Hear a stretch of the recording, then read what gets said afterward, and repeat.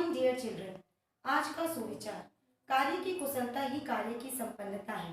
अतः यदि हम किसी कार्य को पूरी निष्ठा, ईमानदारी व सच्ची लगन के साथ करते हैं तो वह कार्य जरूर सफल होता है और शीघ्र ही संपन्न होता है। तो प्यारे बच्चों, इसी सुविचार के साथ हम आज शुभारंभ करने जा रहे हैं अध्याय 9 स्वतंत्रता आंदोलन व उससे संबंधित घटनाओं का। इस अध्याय में हम स्वतंत्रता आंदोलन के समय में घटित कई घटनाओं के विषय में जानेंगे। तो चलिए शुभारंभ करते हैं।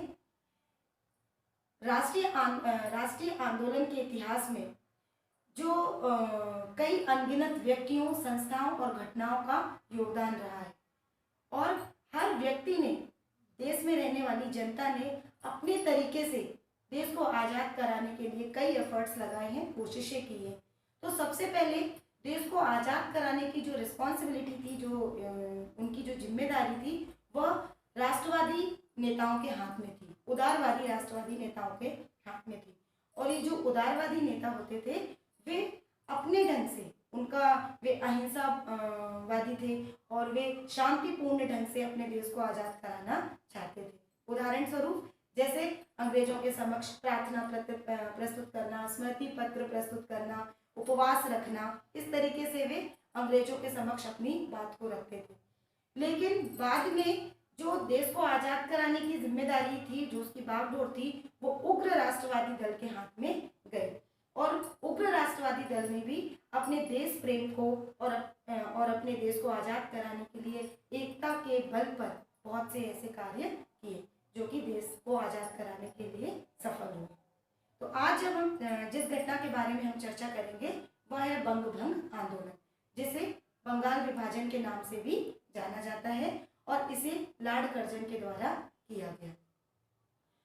बच्चों, बंगाल का विभाजन करना मतलब बंगाल को दो टुकड़ों में बांटना लॉर्ड कर्जन के द्वारा लिया गया एक अविवेकपूर्ण निर्णय था। अविवेकपूर्ण बोले तो बिना सोचे समझे किया गया फैसला था। चूंकि उस समय जो बंगाल था उसमें 4 बड़े बड़े राज्य, बंगाल, असम, उड़ीसा, ये 4 बड़े बड़े राज्य सम्मिलित थे और भारत का एक विशाल प्रांत था बंगाल। तो लॉर्ड कर्जन ने सोचा कि यदि प्रशासनिक दृष्टि से देखा जाए, प्रशासनिक बोले तो शासन करने की दृष्टि से देखा जाए, तो इतने विशाल प्रांत को, इतने बड़े प्रांत को एक लेफ्टिनेंट गवर्नर के द्वारा संभाला जाना असंभव है। मतलब वो अकेला इतने बड़े प्रांत को संभाल सकने में असमर्थ था। इसलिए उसने एक औचित्यपूर्ण योजना बनाई। इसे औचित्यपूर्ण सिद्ध करने के लिए उसने बंगाल को 2 भागों में विभाजित करने की योजना बनाई।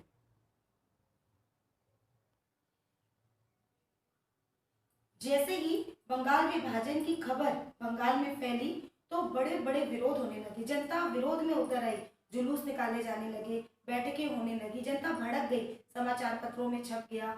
मतलब जनता को क्रोधित हो गई कि हमारे इतने विशाल प्रांत को अब लॉर्ड कर्जन 2 भागों में विभाजित करने जा रहा है। लेकिन इतना होने के बावजूद भी अंग्रेजों को जरा भी कोई दूसरा उन्होंने निर्णय नहीं लिया।